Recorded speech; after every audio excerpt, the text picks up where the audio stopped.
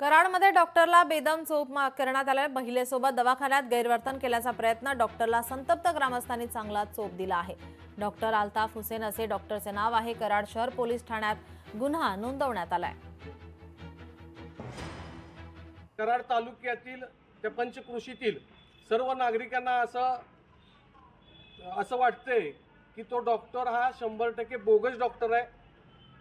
मी त्या विभागातील बऱ्याच नागरिकांकडून माहिती घेतली तर असं लक्षात आलं की अनेक 2-3 ठिकाणी अशाच पद्धतीचे डॉक्टर म्हणजे बोगस डॉक्टर जेणेकरून जिहादी प्रवृत्ती मनात आहे आणि हिंदू मुली असतील महिला असतील यांना त्रास देण्याचा प्रयत्न।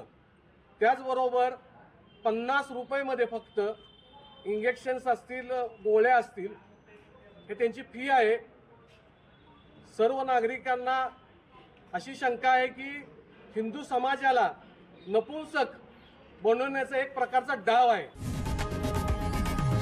लोकशाही मराठी ऐका, पहा, जागरूक रहा।